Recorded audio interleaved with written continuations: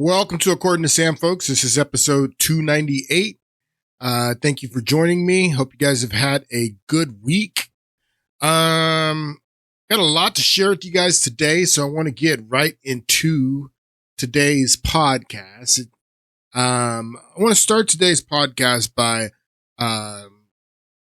exploring a new word. It's a relatively new word in the English lexicon. The word whataboutism.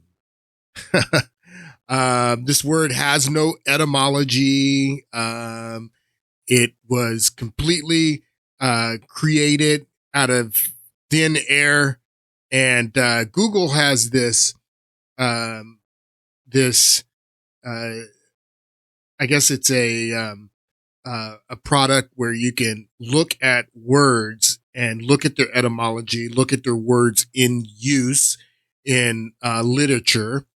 And you can see that the word whataboutism, there was no use of the word whataboutism in all of the 1990s, early part of 2000s, no use of the word whataboutism anywhere in literature. And then you see the word whataboutism being used for the first time. Small amounts of this word being thrown around in 2003.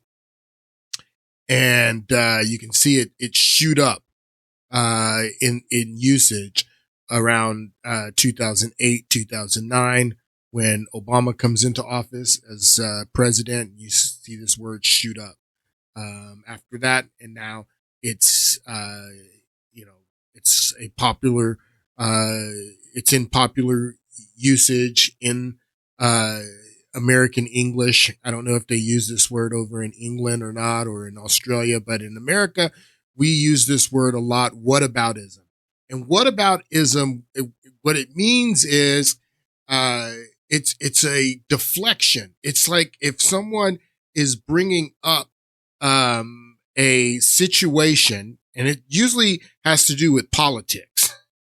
Whataboutism is a political word, and it seems to be used when someone is making a case and someone brings up another situation that is similar to the case that is being made. And they say, well, what about this other case?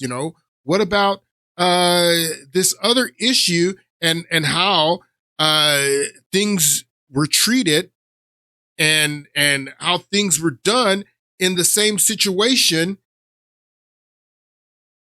in this other instance. And whataboutism is a way to deflect from the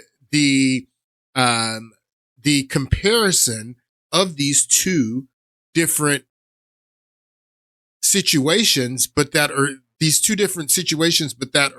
similar. It's a way to deflect from those comparisons, and it's a political word. And today I am going, in the beginning of this podcast, I'm going to do a little whataboutism. People will say, that what I'm doing in the first part of this podcast is whataboutism. But, especially when you're talking about the law. I mean, if you're talking about the law, this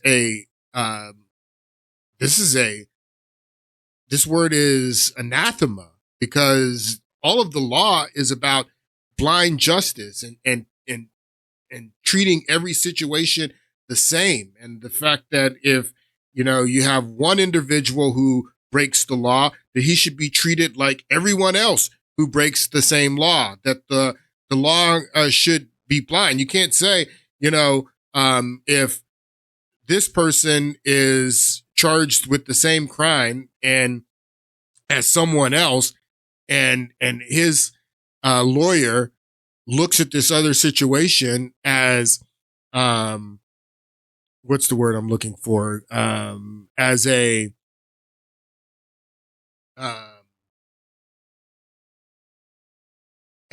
way to make sure, if the lawyer of this person who is convicted of a crime, and you have this other person who's convicted of the same crime, and the lawyer of this person uses this other crime as there's a legal word I'm drawing blank on it. It's I mean, you've probably already thought about it out there watching. It is what is it called? Precedent. It's the word. Precedent.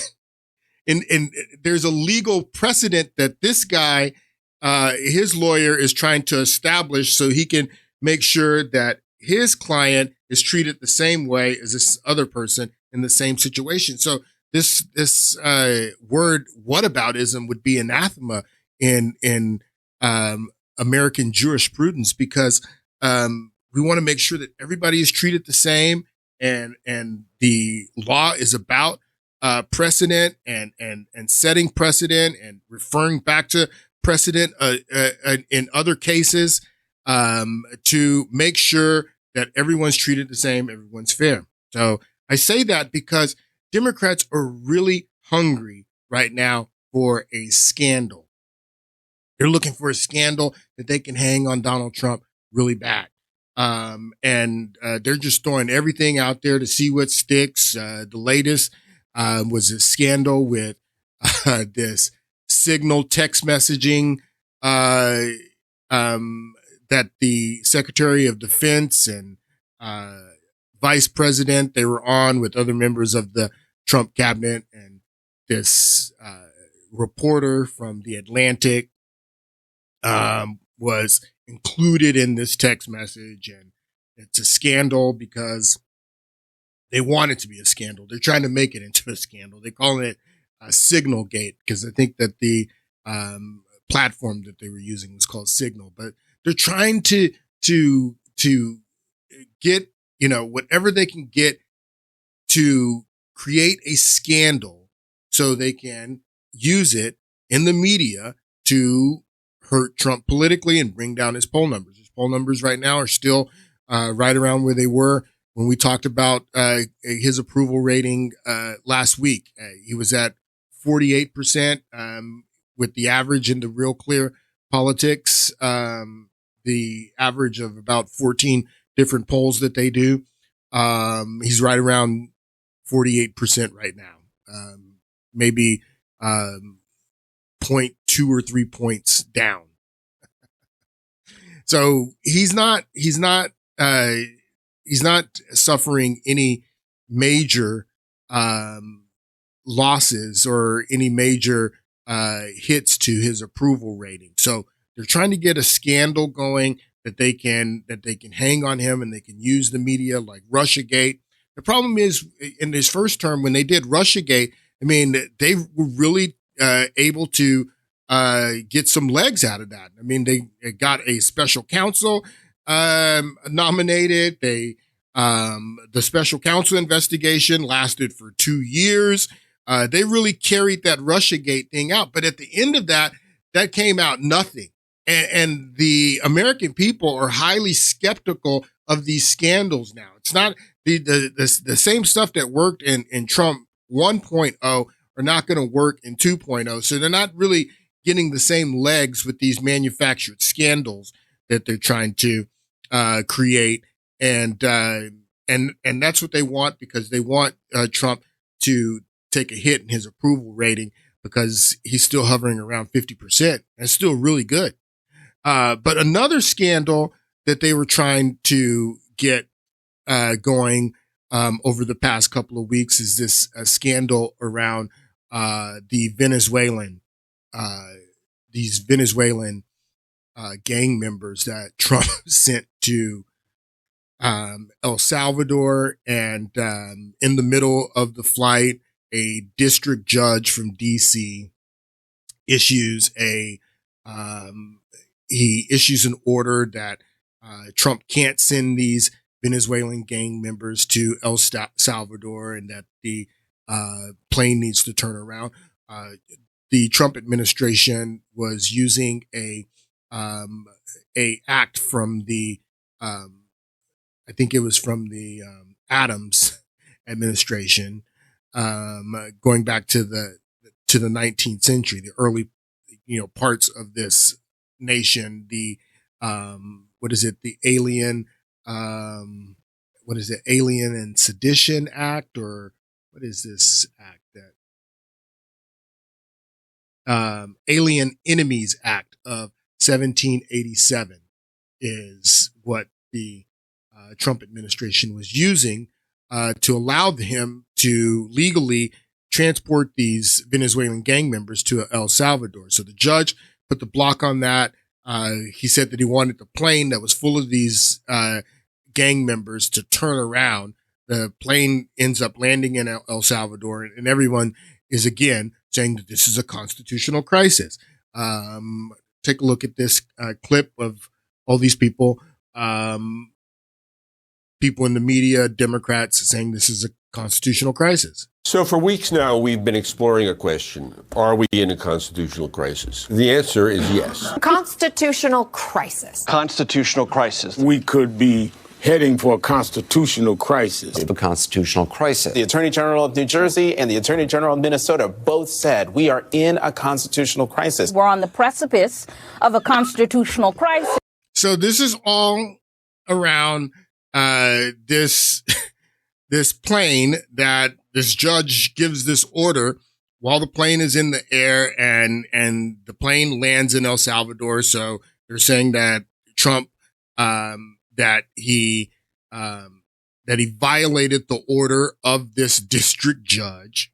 I mean, this is so crazy. This is them trying to manufacture a scandal, get a scandal going, and they're calling it a constitutional crisis. So this was the judge, James Boasberg. He is a district judge. He was from the District of Columbia, from D.C. district judge, and he was appointed by George W. Bush. And he's saying that the Trump administration can't use the Alien Enemies Act to send these Venezuelan gang members to El Salvador, and he's the one who issued the injunction and wanted them to turn around. And the debate is if this lower level district judge, if he can stop the executive branch, the president of the United States, from deporting people that are gang members or terrorists. Terrorists is a very key term because this is what the Trump administration is calling these people. And you got to understand, calling someone a terrorist in 2025, it has a significant meaning. That's why people are up in arms about the Trump administration calling all these people that are vandalizing Teslas and vandalizing Tesla dealerships terrorists, because terrorists allows the federal government, particularly the executive branch, to do a lot of things that they wouldn't be able to do otherwise. So the question is, if this district judge can prevent the executive branch, which is the branch of government that is charged with protecting the nation, if a district judge from D.C. can stop the president of the United States from doing that. And everyone's saying it's a constitutional crisis because Donald Trump is trying to carry out his duty as the president of the United States in protecting the nation by removing these Venezuelan gang members, terrorists. And that's the big scandal, I guess, is that Donald Trump defied this DC district judge. So we're going to get into some whataboutism here in a moment, though. But I just want to inform you what's going on, just in case you don't know what's going on in this case, and then we're going to get into some whataboutism. But take a listen to this clip. This is a clip of the same judge that we were just talking about, and he affirms his order. This happened just earlier this week. Take a listen. We've got some breaking news to share with you. A federal judge has denied the Justice Department's bid to lift the block on the president's Alien Enemies Act order. The Trump administration invoked the act to deport hundreds of Venezuelan nationals to El Salvador more than a week ago. CBS News immigration and politics reporter Camilo Montoya Galvez has been following this closely, and he joins me now with more on the breaking news. So, Camilo, what can you tell us?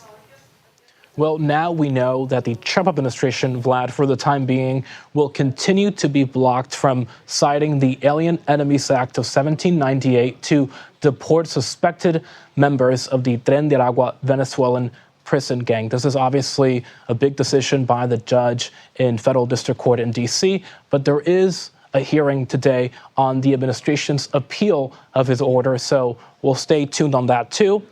This is really important, though, because his ruling did also include an argument by the judge that the ACLU and the plaintiffs in this case are likely to prevail in arguing, Vlad, that at the very least, these people who are being accused of gang membership should receive an individual and individualized hearing to actually determine whether they are part of this gang. And we talked about that question of due process. And so the judge is saying, Vlad, that at the very least, the government has to give these people due process before summarily deporting them from the country. So due process. That's the sticking point. That's what everybody is saying, is that Donald Trump didn't give these Venezuelan gang members, is what the administration is saying, terrorists. They're also calling them terrorists. That they didn't give them due process. That Trump violated these Venezuelan immigrants, gang members, terrorists, their due process. Now, the Alien Enemies Act, it gives the Trump administration the ability to void their due process if he is able to use this law, as long as he can make a case that we're at war. That's another sticking point. People are like, you can't use this law, the Alien Enemies Act, unless we're at war. And so those are the two sticking points, is that legally is what this judge is saying, is that, first of all, these people are not given their due process. And second, we're not at war. Okay. So due process first. Let's talk about due process, because everybody is focused on due process. Now, this is Tom Homan, head of Homeland Security. He was on this week with Hot Carl last Sunday, and take a listen to what he says here. Okay, let me ask you about the flights at issue here, the flights to El Salvador. You have said that everybody on those flights had ties to the Venezuelan gang Tren de Aragua or to MS-13. Can you give me some background? Help me understand how these people ended up there. Are these people that were recently arrested? No, some were, some weren't. Some have been in custody for a little bit, and some on that plane were Title VIII removals, which means they were ordered removed by the immigration judge, and some other were removed to the Alien Enemies Act. I think about 240 on that flight were Venezuelan gang members, TDA, and I think we had 21 MS-13 members and a couple, specific MS-13 cases. But as far as the Venezuelans on that flight, every single one, according to the information given to me from the field, are members of the TDA. And TDA has been determined to be terrorist organizations. They are now classified as terrorists. So that plane removed 240 terrorists from the United States. They're terrorists. That's a key term, that these people are terrorists, is what the director of Homeland Security is calling these people. So that's a very specific term. It has a very specific legal meaning, calling these people that the President of the United States used the Aliens and Enemies Act to remove them from the United States. Terrorists, okay? So everyone's saying again that due process is the problem, that Donald Trump is using this 18th century law. Like everyone keeps referring to the fact this law is from 1789. What does that mean, that the law's not valid because it's from 1789? The Constitution's from 1789. Does that mean that the law, that we can't use the law, and the law is just, because of time just fades away? No, it's a law. It doesn't matter when it was made a law, but it was made a law in the 1780s. And everyone is saying that President Trump is not giving these people their due process. Everyone's got such a warm heart for Venezuelan gang members, for terrorists.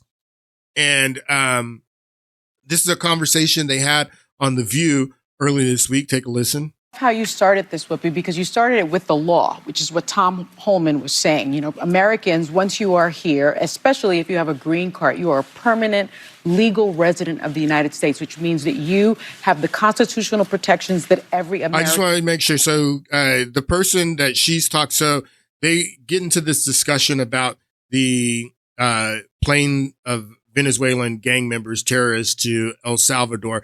But what she's talking about here in the first part of this clip, because she's conflating the two in this conversation, is that the student from Colombia, Khalil, Palestinian, who was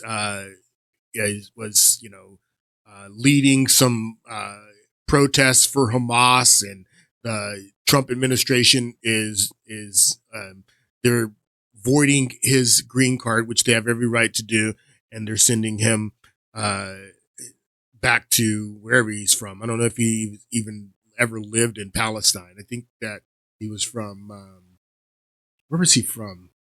Anyway, he's Palestinian, but I don't think he's ever lived in Palestine. So that's what she's talking about here. That guy Khalil.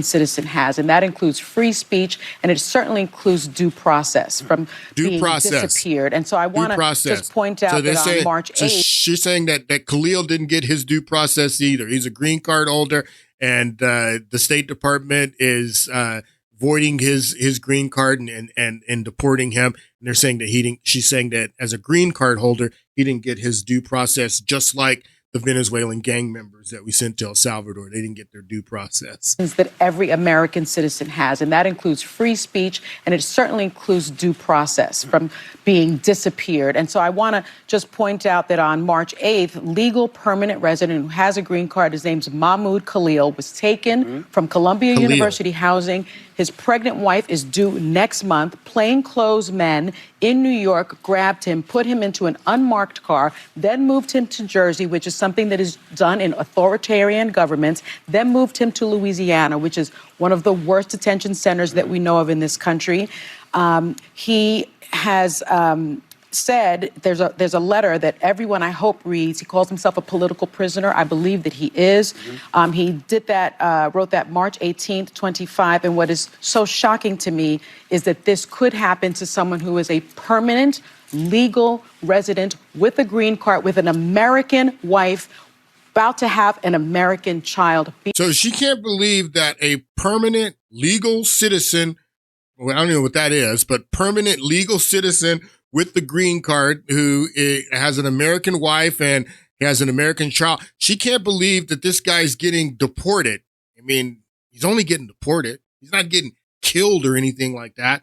But she can't believe that this guy's getting deported without his due process after he's, going around the country praising a terrorist organization. The United States has said that Hamas is a terrorist organization. And this guy is being accused of, and there's a lot of evidence of him showing support and protesting in favor of a terrorist organization. So he's being deported, and she can't believe that a permanent legal citizen with the green card is not given his due process. Wrote that March 18th, 25. And what is so shocking to me is that this could happen to someone who is a permanent legal resident with a green card, with an American wife, about to have an American child, being disappeared because he spoke out, because he had his freedom of speech, and because he basically spoke out and gave an opinion that now... Because he spoke out and gave an opinion. All he did was speak. He didn't do anything. All he did was speak, and he's getting deported. I can't believe without his due process. Shocking to me is that this could happen to someone who is a permanent legal resident with a green card, with an American wife, about to have an American child, being disappeared because he spoke out. Because all he did was speak. Had his freedom of speech, and because he basically spoke out and gave an opinion that now the State Department is saying is against our foreign policy. So I think the key here is due process, because I've used this stat many times. 89% of Americans support. The key here is due process. That's the key, due process. Because he basically spoke out and gave an opinion that now the State Department is saying is against our foreign policy.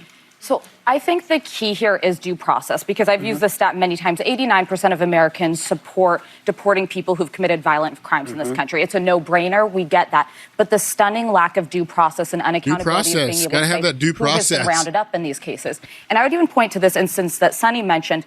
I do not agree with the speech that he's used. This is somebody who's associated with a group that praised October 7th and said that it was a moral and military and political victory. Well, but I still believe he associates with the terrorist organization. That's what he has praised, the terrorist organization. This guy who is a guest in the United States on a green card praised a organization that the United States has dubbed is a terrorist. Now, you may say it's wrong or right to call these people terrorists. You may say it's wrong or right to call the Venezuelan gang members terrorists, or the people that are throwing Molotov cocktails at Tesla dealerships. You may have a concern with the executive branch calling them terrorists. But what you need to understand is when the executive branch calls them terrorists, whether you like it or not, that has a specific legal meaning.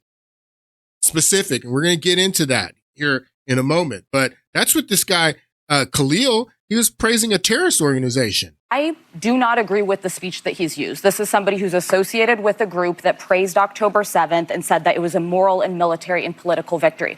But I still believe, despite the fact that that was the worst attack on Jews since the Holocaust, he is still entitled to due process in this nation. And the courts have intervened. I'm going to keep coming back to this theme. He is still here on U.S. soil. He is still going through the court system. He has an attorney representing him, and they will determine if he had ties that warrant him not being here. But purely speech and taking away due process is just not how our system's meant to work. No, purely speech. All you did was speech and then taking away due process. No, that is not how our country's supposed to work. That's not how our country's supposed to work. No, that's no good. All he did was speech and take away his due process. This is on the Piers Morgan show the other day, and I want you to take a listen to. They're having a conversation about this. We're going back to the Venezuelan gang members being shipped to El Salvador and their due process. Take a listen. So if you were going to get in a war with the courts, like this is the case to go for. And truly, the thing is, the president has a military. Like he has actual ability to command forces. Courts don't. They have really very little power to enforce their rulings, right? And so the power of the courts is really held up by political opinion. So as long as the public is with the courts, they have the power. But in this case, I'm not sure that the public is necessarily with the courts. There are a lot of people obviously concerned about this constitutional clash, right? And the idea that the president thinks that he can overrule the courts, but they also probably side with him on the actual crux of the issue, which is removing gang members from the United States. Yeah. Well, it's not only that the people side with the president and want Venezuelan gang members out of the United States, people that support terrorist organizations like Hamas want them out of the United States. It's not only that that's common sense and that people side with the president in his attempts to keep the nation safe. It's not only that. Congress sides with the president. If the president was violating, if there is no constitutional crisis at all, the Constitution has given a remedy for a president of the United States that is out of control and violating the judicial branch and doing whatever he wants. There is a remedy in the Constitution. There is no constitutional crisis. If Donald Trump is not abiding by what the district court judge in DC says, and Congress sees that as a problem, Congress has a remedy for that. They have to impeach him. That's the remedy.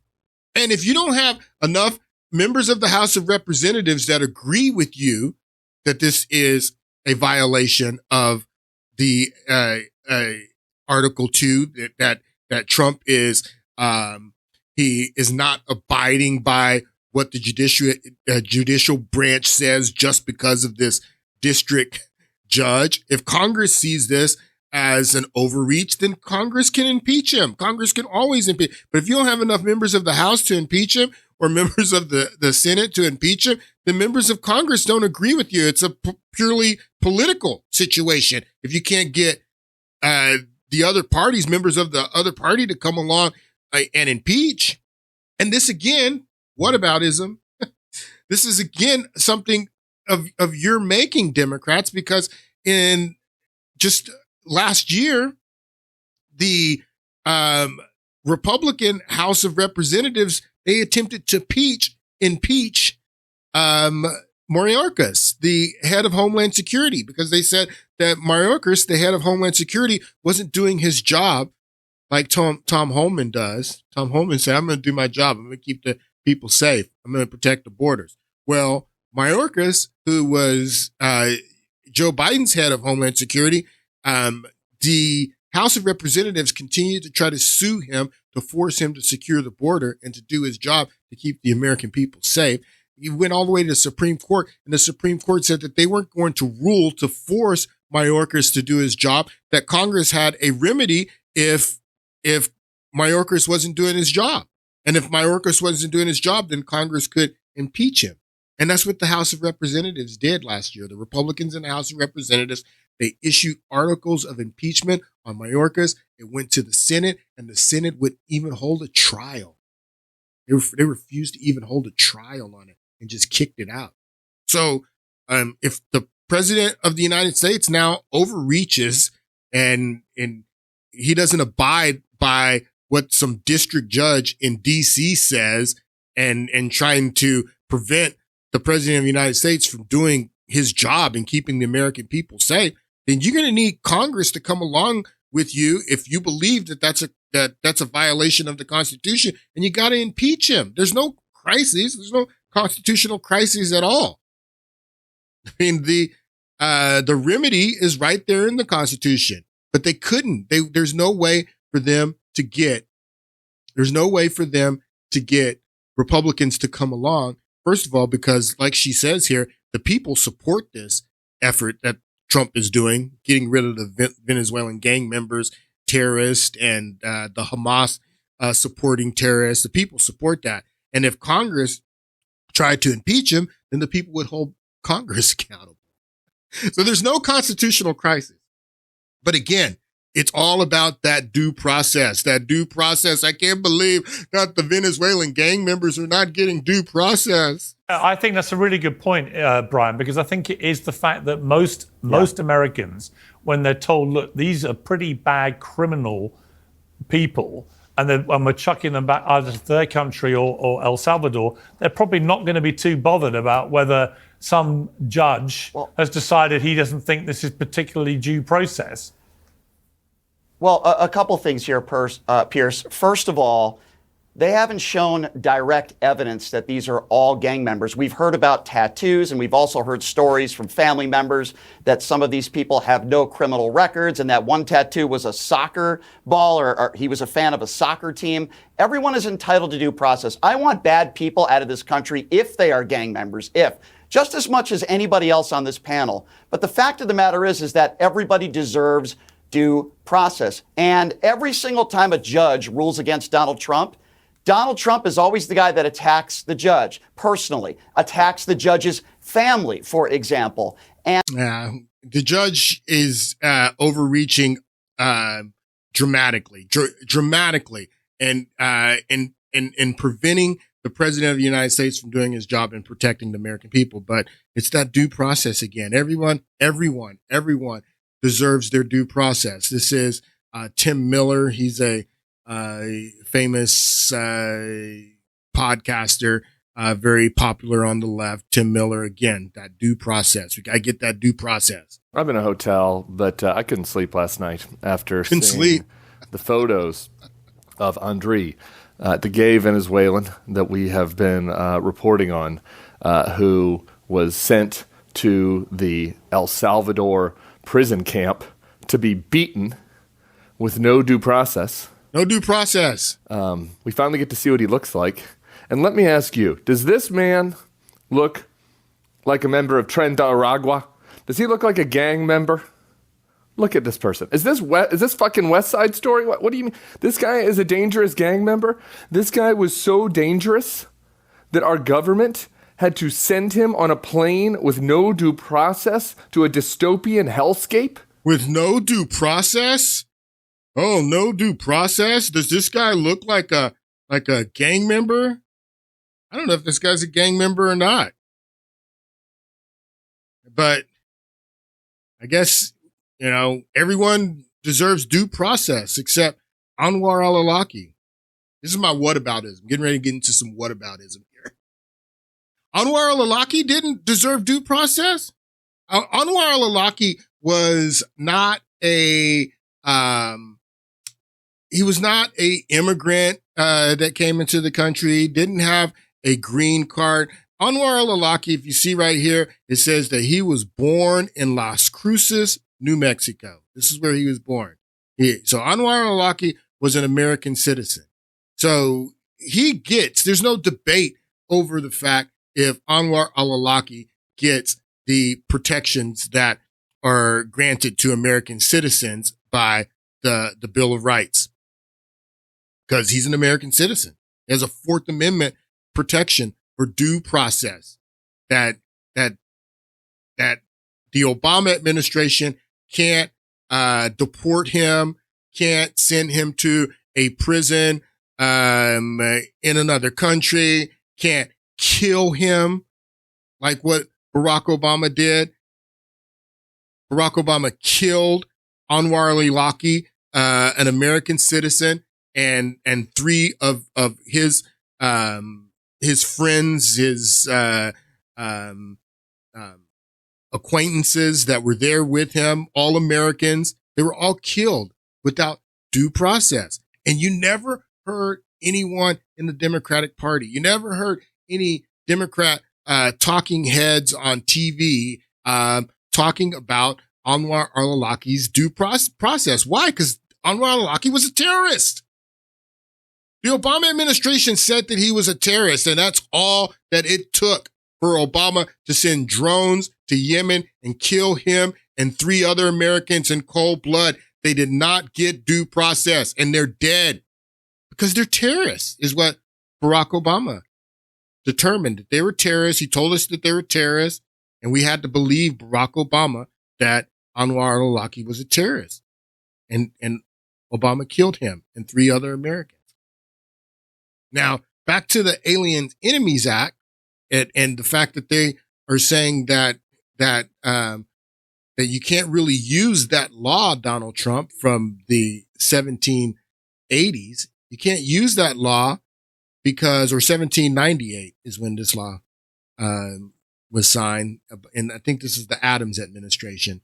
And they're saying that you can't use that law because we're not at war. But we're absolutely at war. We've been at war since 2001, and we've been at war against terrorism. That's the war that started in 2001, the war on terror. This is the first time that we've ever been at war in the United States in all of the wars that we've fought. But this is the first time that we've been at war with a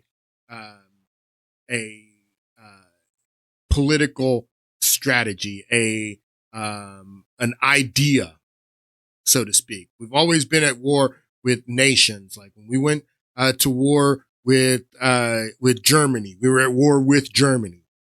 We went to war with Japan, we were at war with Japan. We went to war with Vietnam, we were at war with the nation of Vietnam. But this is the first time that we've been at war with a idea and with a political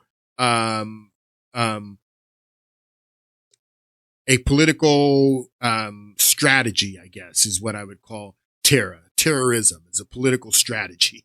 First time we've been at war with terror, with something inanimate.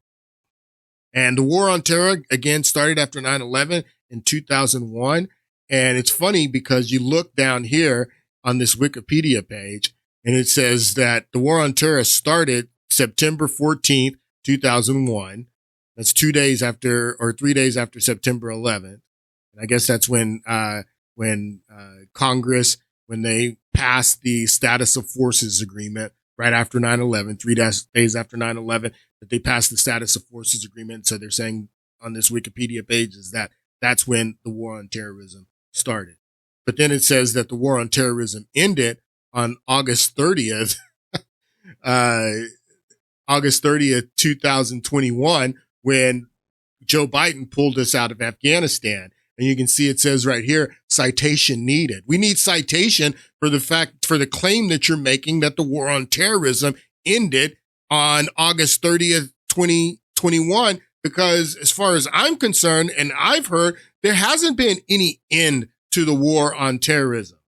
There's no end to the war on terrorism. The war on terrorism, this inanimate idea, a political strategy that we declared war on. We didn't declare war, but essentially declared war on this idea, political strategy in 2001.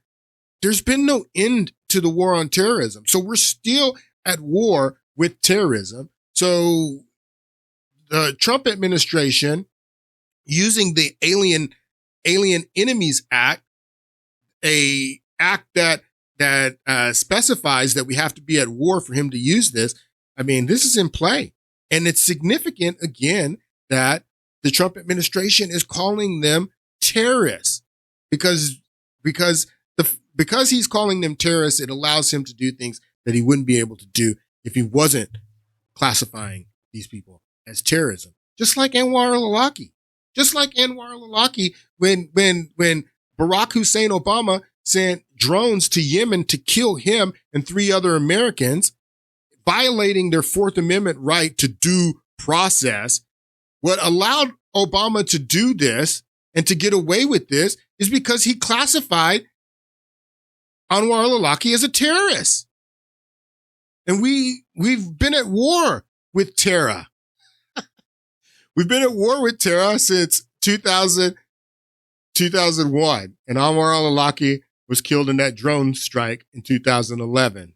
So 10 years after the war on terror started, Anwar al-Awlaki, a American citizen, and 3 of his friends who were American, all born in America, were all killed. Their due process violated, their Fourth Amendment right to due process violated because they were terrorists. And Obama administration didn't have to show any evidence that they were terrorists and give any, give them any due process to defend themselves from being terrorists. He didn't have to give that to him at all. All he had to do was say that they were terrorists, designate them terrorists, and that allowed him to do a lot of things that he wouldn't be able to do otherwise. Now, going back to the war on terrorism being over, because this Wikipedia page says that when we left Afghanistan, that was the end of the war on terrorism. Well, that's absolutely ridiculous. This is what George Bush said, and in the early 2000s, when he was asked about Osama bin Laden. That's the other thing, because Joe Biden said that the reason that he was bringing us out of Afghanistan is because the mission that we had when going into Afghanistan, the mission was to get Osama bin Laden. Well, that's ridiculous. The mission was not to get Osama bin Laden when the war on terrorism started. And the mission was not to get Osama bin Laden when we first went into Afghanistan. Osama bin Laden wasn't even found in Afghanistan, if you believe the story that they went to Abbottabad, Pakistan, and he was in Pakistan the whole time, and they killed him. But this is what George Bush said when he was asked about Osama bin Laden in the early 2000s. about this war on terrorism. Fabia. Mr. President, in your speeches now, you rarely talk or mention Osama bin Laden. Why is that? Also, can you tell the American people if you have any more information, if you know if he is dead or alive? Final part here. Deep in your heart, don't you truly believe that until you find out if he is dead or alive, you won't really eliminate the threat of... Well, deep in my heart, I know the man's on the run if he's alive at all. And who knows if he's hiding in some cave or not. We hadn't heard from him in a long time. And the idea of focusing on one person is really indicates to me people don't understand the scope of the mission. Terror is bigger than one person. Terror is bigger than one person. You don't understand the scope of the mission if you think terror is about one man. So pulling us out of Afghanistan in 2021 and Joe Biden saying that we achieved our mission. Well, no, we didn't achieve our mission.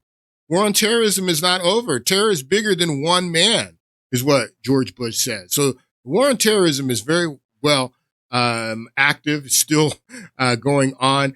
This is a clip about on CNN about when Obama murdered 4 Americans and violated their due process without due process, murdered, drone them in cold blood. Take a listen to what they say on CNN. There's a law in the books, which I think has been in effect since the 1970s, banning the U.S. government from assassinating individuals. So just how does the U.S. government legally justify killing a U.S. citizen now? Because we're at war. I mean, it's as simple as that. Because we're at war. It's as simple as that, is what Jeffrey Tubin says. That we're at war. It's as simple as that. And they're terrorists. He's banning the U.S. government from assassinating individuals. So just how does the U.S. government legally justify killing a U.S. citizen now? Because we're at war. I mean, it's as simple as that. Right after 9/11, Congress authorized the use of military force against al-Qaeda. That law is still in effect. It was the authorization for the war in Iraq, for the war in Afghanistan, and for the killing, the status of forces agreement that Tubin is talking about that was passed 3 days after 9/11. The status of forces agreement that was used by Bush to go everywhere after anywhere on the planet that he wanted to go and execute wars, what this status of forces agreement said. It also, when Barack Obama, when he went into Libya and killed Gaddafi, people asked the Obama administration, what authorized you to go into Libya and kill Muammar Gaddafi? And the same status of forces agreement that was passed 3 days after 9/11, Obama referenced that as his justification for killing Muammar Gaddafi. Well, that was his justification for killing Anwar al-Awlaki too. That status of forces agreement that says we're at war. We're at war with terror. So he can go and kill whoever he wants as long as he says that they're a terrorist. They're a terrorist. He can go and he can kill them. Or to be more specific, Al-Qaeda. And that's what he said about Anwar al-Awlaki, is that he was a member of Al-Qaeda. So he was a terrorist. So that allowed the Obama administration to kill him. We're at war. I mean, it's as simple as that. Right after 9/11, Congress authorized the use of military force against al-Qaeda. That law is still in effect. It was the authorization for the war in Iraq, for the war in Afghanistan. And as an active member of al-Qaeda, this guy is fair game under our laws. So if he was a member of another terrorist group, not al-Qaeda, would it still be legal? Well, not under this use of force authorization. I mean, there are various findings. The president can issue what's called an intelligence finding relating to other people. This post 9/11 authorization only applies to al-Qaeda. But just to answer your broader question, I mean, this ban on assassinations is really pretty much irrelevant at this point. So many presidents since the 70s have directed whether it's Ronald Reagan trying to kill Gaddafi or the post 9/11 Al-Qaeda, Osama bin Laden's. That law is technically still on the books, but presidents have long since figured out ways around it. So presidents have figured out a way to violate due process for we're not only talking about foreigners and people that are guests here in the United States. And and that's what people are complaining about. They're complaining about Donald Trump just, deporting someone who is accused of having, sympathetic views on terrorist organizations or people that are part of a Venezuelan gang that has been, designated a terrorist organization sent to El Salvador. I mean, have you guys ever heard of rendition? That because Donald Trump and the Trump administration has designated these people terrorists or sympathetic to terrorists, that gives him the ability to do a lot of things like the Obama administration did in murdering American citizens, 4 American citizens. And Obama not only murdered 4 American citizens and violated their due process, he also violated the due process of al-Awlaki's 16-year-old son. 16-year-old son. Now, going back to Tim Miller here saying, does this guy look like a Venezuelan gang member? Does this guy look like, well, this is al-Awlaki's son, his 16-year-old son. Does this 16-year-old boy look like a terrorist? He's an American citizen. And Obama not only murdered his father in cold blood, violated his father and his 3 friends who were American citizens, their due process. This 16-year-old boy in a separate drone attack, Obama had him killed in cold blood. 16-year-old boy. Does this look like a terrorist? And Obama said that he was a terrorist, violated American citizen. 16-year-old boy violated his rights to due process to defend himself from being a terrorist. And this is what Obama says in justifying himself. This week, I authorized the declassification of this action and the deaths of 3 other Americans in drone strikes to facilitate transparency and debate on this issue and to dismiss some of the more outlandish claims that have been made. For the record, I do not believe it would be constitutional for the government to target and kill any U.S. citizen with a drone or with a shotgun without due process. That's what you did.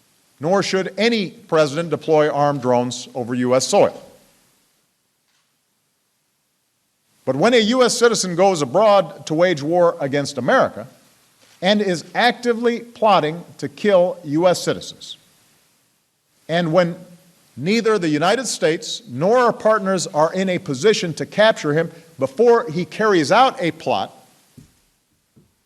his citizenship should no more serve as a shield than a sniper shooting down on an innocent crowd should be protected from a SWAT team. Wow. So we have to take his word for it when he says that Anwar al-Awlaki was in the middle of making plans. This is pre-crime. He's in the middle of making plans to do something that was going to hurt Americans. So that gave him the justification to violate his civil rights, his rights to due process, because he was trying to keep us safe. Same thing Trump is doing, trying to keep us safe. And you have radical left-wing judges that are trying to block the president of the United States from keeping us safe. This Robert Gibbs from the Obama administration, listen to how he justifies the Obama administration killing a 16-year-old boy, 16-year-old American citizen. This is how Robert Gibbs justified it. Do you think that the killing of Anwar al-Awlaki's 16-year-old son, who is an American citizen, is justifiable? I'm not going to get into Anwar al-Awlaki's son. I know that Anwar al-Awlaki renounced his citizenship. His son was still an American citizen. Did great harm to people in this country. And was a regional al-Qaeda commander hoping to inflict harm and destruction on people that share his religion and others in this country. And that's an American citizen that's being targeted without due process of law, without trial. Due process. What happened to due process? What happened to due process? on people that share his religion and others in this country. And that's an American citizen that's being targeted without due process of law, without trial, and he's underage, he's a minor. I would suggest that you should have a far more responsible father if they're truly concerned about the well-being of their children. Listen. I don't think becoming an Al-Qaeda... Listen to what he says. He says, she's asking about the 16-year-old boy that Obama killed in cold blood, violated his rights to due process. He's an American citizen, 16-year-old boy. Robert Gibbs is asked about it, and he says that his father should have been more responsible, that he should have had a more responsible father. That's what he says. All right. Well, I don't have very much more time. I have a little bit more that I want to get into. We were talking about, again, telling the story of how we got $37 trillion in debt in the last podcast. And I was explaining Rego to you and how Rego was the same thing as Doge, what Bill Clinton and Al Gore did in the 1990s is the same thing that Elon Musk and Donald Trump were trying to do in 30 years later. The only difference is the amount of debt that Clinton and Gore were dealing with in 1993. It was $33 trillion less than the amount of debt that we're dealing with now. Almost $34 trillion in debt. The debt that we're dealing with now. So we're telling the story about how Al Gore and Bill Clinton won the 1992 election, and he was sworn in 1993, and he immediately set out to cut the federal bureaucracy, to cut government, cut positions, cut agencies. They cut a lot. They cut the military. Again, the Cold War was over and ended in the Soviet Union fell in 1991, and the United States was the sole superpower on this planet, the wealthiest, the strongest nation that this planet had ever seen. And Bill Clinton and Al Gore come in with, wind at their sails. They had some problems. We had just had recession a couple of years before. We did have a huge deficit and debt problem at that time. I mean, looking back at the problems that they saw, the debt and deficit problems that they were talking about in the 1990s, it seems insignificant now, quite frankly. But they came in and they instituted REGO, reinventing government. They're going to cut government and cut waste, cut fraud, cut abuse, and make government more efficient. And they were successful. Again, when they came in, the debt was around $4 trillion. And then you see here, when they're getting out of office in 2000, they have budget surplus. They had a budget surplus in that last year and the year before that. So they were successful at balancing the budget, and they cut a lot, but they had a lot of success in delivering a stable economy after the cuts. We were talking in the last podcast about the base closures, how the Cold War was over in 1991. So they started closing bases. They started closing military installations. They started downsizing the Pentagon because we were at peace. We didn't really need, all of the military spending that we had done when we were in the arms race against the Soviet Union. So we were able to redirect some of that military and Pentagon spending into paying down the debt and the deficit and balancing the budget. And that's what the Clinton administration did. But something happened in Clinton's first month in office that you need to be aware of. And in February of 1993, on February 26, he was sworn in on January 20th. So we're about 26 days out in the Clinton administration. You have the 1993 World Trade Center bombing. And the mastermind of the World Trade Center bombing was Ramzi Youssef. Ramzi Youssef was a Islamic fundamentalist terrorist. He's actually the uncle of KSM, Khalid Sheikh Mohammed, and this was one of the perpetrators of the 9/11 attacks. But Ramzi Youssef plotted to blow up the World Trade Centers before the 2001 9/11 attacks. And they used a hydrogen bomb that exploded in the garage of the World Trade Center. And he was trying to collapse the North Tower into the South Tower. And 6 people died, thousands of people killed. But this was the first major terrorist attack that was perpetrated by a foreigner on American soil. And this is when the idea of the World War on Terrorism started to manifest in the minds of Americans, that we were no longer safe here across the ocean, that the terrorists were plotting to kill Americans in America. So this happened in 1993, and it was a precursor to what happened in 2001. So this is the beginning of the war on terrorism, the war that is still very much going on. And in the next podcast, we're going to get back into how we got $37 trillion in debt. Where did this debt come from over the past 25 years? How did we amass so much debt? We're going to get back into talking about that.